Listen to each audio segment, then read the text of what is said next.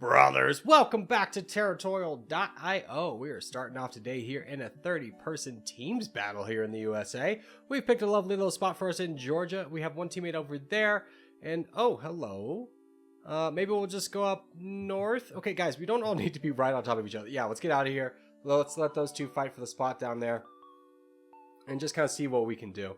So overall, not necessarily the worst moving spot for us, but you know, if you're new to the game, you want to spawn near your teammates, not on top of your teammates, because you want to be able to kind of fight together, not fight each other for land. So looking at our board right now, we have I'm So Witty over to the left of us. That's gonna be our probably number one person we fight. We'll see how it kind of goes from here, as he's being very aggressive in the beginning. He's definitely on the full sending strat. I don't like that as much, mostly because if people see you with little troops, they'll attack you, and even if you get your troops back, they're like, well, I've already started the attack, so I might as well finish it. It's actually something in psychology called a sunk cost, which is basically if you spend time or money in something, even if you don't really want to see it to the conclusion because you've already invested either time or money, you will. A good example of this is maybe like a bad movie you've seen in theaters that you watch till the end anyways because you've already invested the time to go to the theater, the money to see it, and so forth.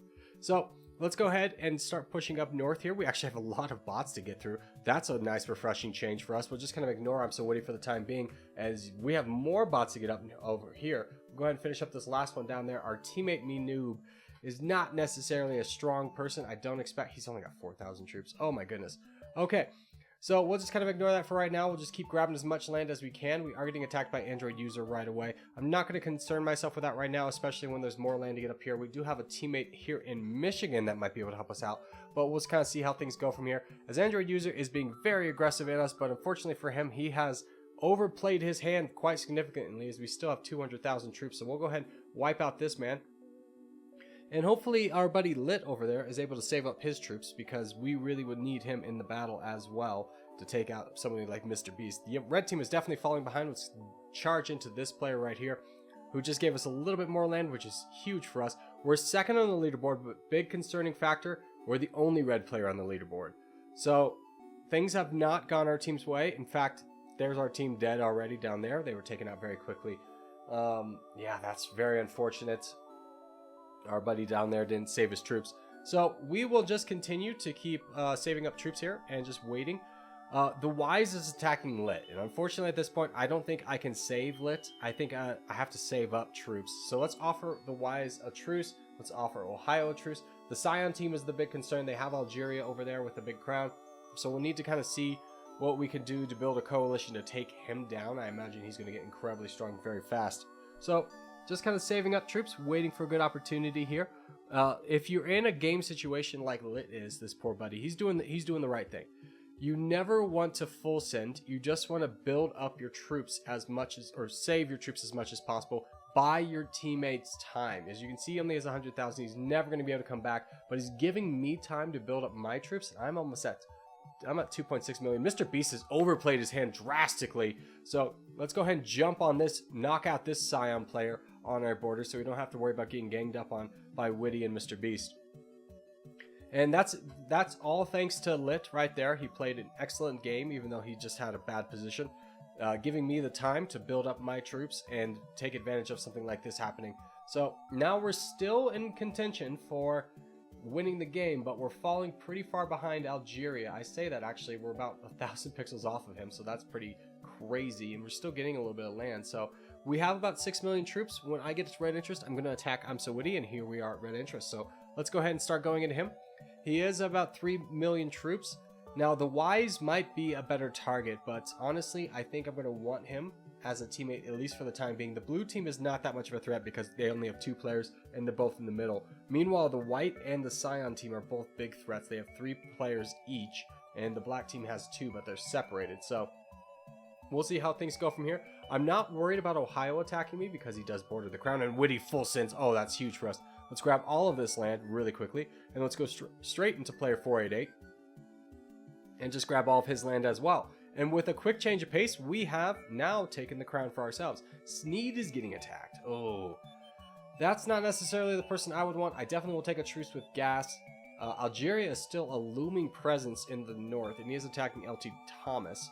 And Thomas does full send him, so that brings him back down to 4 million troops. As the white team is kind of a threat, but we only touch gas. So what I'm thinking about doing is just solidifying my borders and taking out the Ys. The blue team is the only team that has 2 players that could attack me, and I do have the crown, so I want to be aware of that and just take out the Ys right here, right now. Again, I don't think Ohio is going to want to attack. I don't think Uden's going to give too much of an attack, and I don't think gas is going to give too much of an attack. Just because Algeria is still there, and Algeria has very few places to go. So the Ys is counterattacking us. It's perfectly fine. We'll just continue to keep pushing through him. I do want a boat over here to get that land and prevent someone like Ohio from getting it. So with that attack, we are at the border of being able to do that. And Algeria is going after the other second white player, which is unfortunate for gas. He's going to be in a tough position, which is actually good for us since we do have that alliance. He might be on our side. Uden is attacking us, but gas immediately counterattacks him. Oh, that's huge for us. That's huge for the boy. I'm not sure exactly what Ohio is doing. I'm not sure if he's sending his troops somewhere. He hasn't attacked us. And I don't think he's attacked Algeria because Algeria hasn't responded to that. So let's try and push into Uden right away. See if we can help out gas, take out Algeria before Algeria becomes too much of a threat. As Uden does full send us, thank you so much for that. That's actually incredibly helpful. We just need a little bit of borders on Algeria, and we're going to go straight into him. So let's give a big attack right here. Gas is still in on as well. We have about a 6 million troop advantage, so we're just going to keep pushing into him. He could full send us right now, and this would drastically change the landscape of the game. I think we would still have a pretty good chance of it, but Ohio and gas would become incredibly big. If that was to happen, I would probably attack Ohio right away, just to kind of prevent him from playing spoiler and have a 1v1. I think I'd still have the troop advantage, but Algeria is giving some big counterattacks. Gas hasn't attacked in a while. Ohio hasn't attacked in a while, so I think the two of them are playing to their advantage and just kind of waiting for Algeria or myself to full send and then to come and sweep the game and the land. So we'll just keep attacking Algeria. If they do start attacking us, we're going to continue. Oh, gas is still helping. Thank you so much. But as I was saying, if they did attack us, we'd just continue on our strategy of attacking the second strongest person because their attacks would do the most damage. So getting this guy out of here is going to be incredibly helpful. He's down to 10 million troops. We're at 20 million troops. He does give a thumbs up. I do believe that's some good sportsmanship. So we'll go ahead and give him the claps. He played well. We just played slightly better. Had a little bit better luck over here and getting gas on our side. I think his pivotal mistake was maybe attacking that white player, thinking he would have time to save up and not anticipating gas attacking him. So we'll just continue to keep knocking him down. Ohio is still saving up troops. I don't think at this point it's going to matter. I do think I've solidified gas as a good teammate on our side.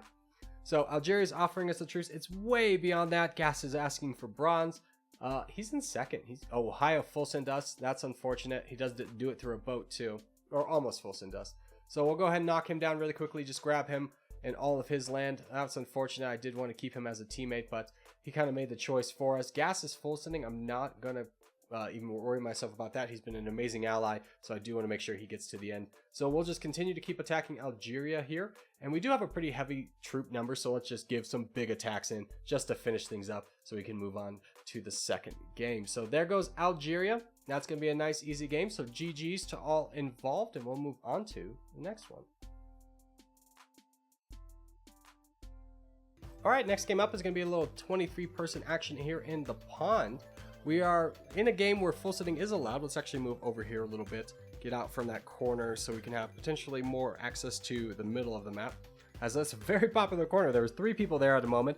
One person does come in over at the last second, and I don't think there's a better spot for me to move to, so it is slightly more crowded than other neighborhoods, but that's okay. We'll do the best that we can and just kind of see how we can go from here, as we do have a pretty open border. I mean, this is still a very good spot, even though Tehran, the Tehran Empire to our bottom right, is going to probably be a nemesis to us. We do have Jugu above us and the Azerbaijan Empire to the left of us.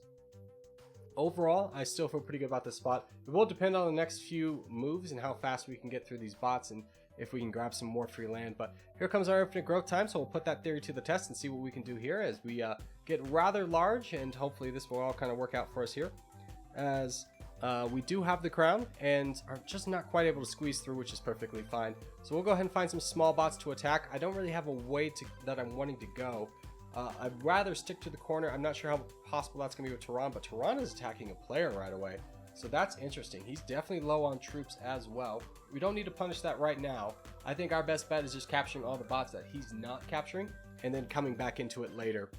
So that's our play. We'll see how well it works. We do have some weak neighbors around us. We are the strongest by far of all of our neighbors, so we can afford to be a slightly more aggressive in this bot phase. Just making sure that we get as much land as we can. We are pretty far off the leaderboard. Actually, we're coming up on it. I think we might get the crown here as we do. And we still have a lot of bots to go through, which is so good for us.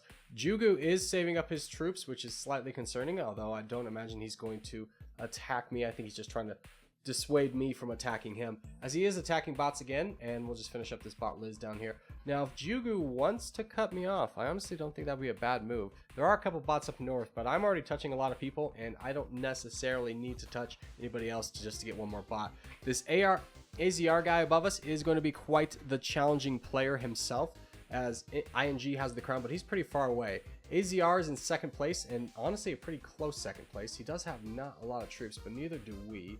So I think we take that truce with Jugu and just kind of save here and build up troops. There's not a lot we can do in this position. We could attack AZR, but I want to really make sure I'm in a position to win that battle, even though we do have double his troops. He's got 20,000 pixels on us, and that's going to be a really hard number to overcome, so I want to maximize that advantage as much as possible and just kind of wait for a good opportunity, as he does get the crown, so that might incentivize more people to attack him. He offers us the truce. We'll definitely take it for the time being. I understand why he wants it. Now, I could also go into Tehran, but for right now, I'm just gonna, he's small enough to not be able to do too much big damage to me, so I'm just gonna ignore him for the time being, save up and look to push out, and then maybe take an advantage, take a swipe at AZR. We'll see how that goes from here. He's going into the brown player, so we're gonna follow suit and start the attacks ourselves and just try and grab as much land as we can. He's above 60,000 pixels and we are not, so his borders are moving faster, but Jugu attacks him. Ooh, that's actually very important for us. If we could get if we could attack AZR with Jugu, that might be enough to take him down. We do have a pretty strong troop advantage, so let's go ahead and start that process now of just slowly but surely willing him down. We'll see if Jugu, yeah, Jugu's still in on it. Perfect. So now that that's official, I'm not going to accept that truce. We'll take this little bit of land of Napoleon over here. We are pretty exposed, and we do actually touch borders with the crown, which is unfortunate. If I was the crown, I'd be thinking about attacking. No, if I was the crown, I'd be solidifying borders, but he could attack us. It is a possibility. I don't know how wise that'd be, because he would get almost zero of the land of my land. But so we'll keep the pressure on AZR. He does full send into Jugu. Okay, huge development here. So we're going to get a bunch of this land, and unfortunately, Jugu is not going to be able to survive. If I didn't take him out here, it'd be Rosemary coming down, and I'd much rather have the land for myself than yield it to somebody else. So we'll go ahead and take him out and just continue to save up. Azerbaijan wants a truce. We will definitely take that. Now, big concern is we have touch borders with the second and third strongest player in the world, and we do have the crown, which typically puts a target on your back. Azerbaijan is falling. I didn't want to attack him. I was hoping he'd be my ally, but unfortunately it doesn't look like that's the case. Flyjin has attacked ING, though.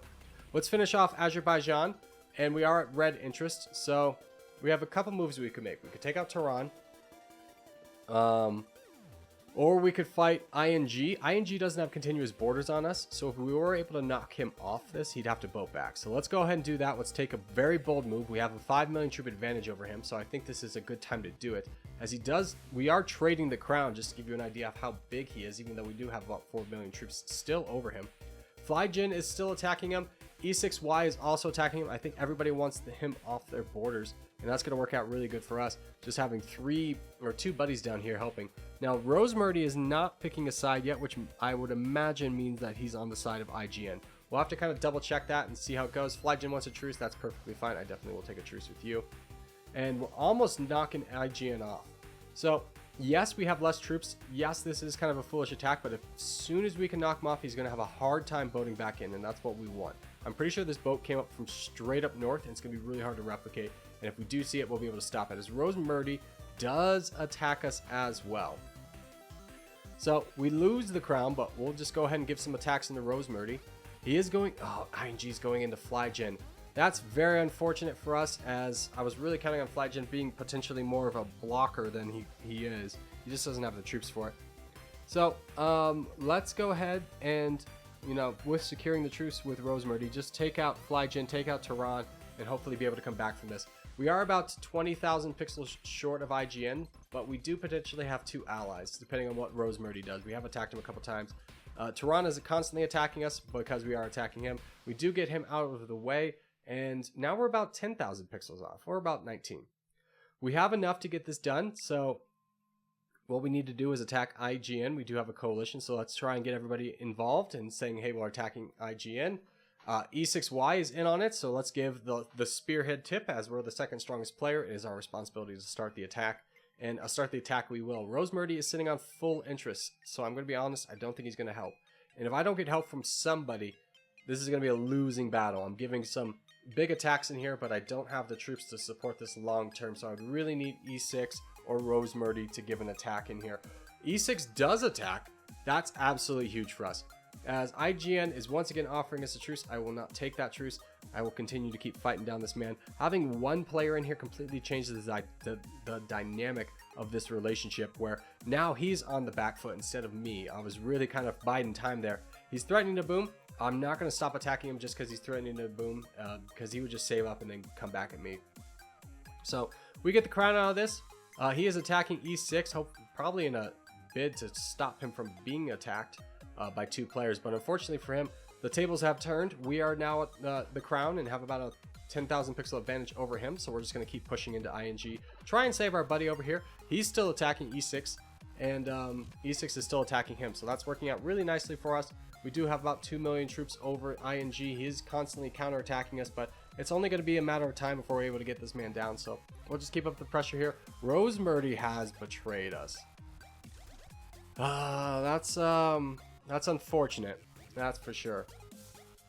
But we need to do the smart thing of just attacking the second strongest player, the player that our buddy can help us attack, and hopefully he does still want to keep attacking. This iOS user 812 is, he ING full sends on E6, so let's go ahead and grab all of this land as we do save E6, so hopefully he remembers that. ING's down to 9 million troops and does leave the game, and immediately launches a big attack on someone. Let's give a big attack into Rosemurdy just to say hello. Let's see if we can bait out this bot a little bit more, but now that's down to 3 million. Let's go ahead and jump on it.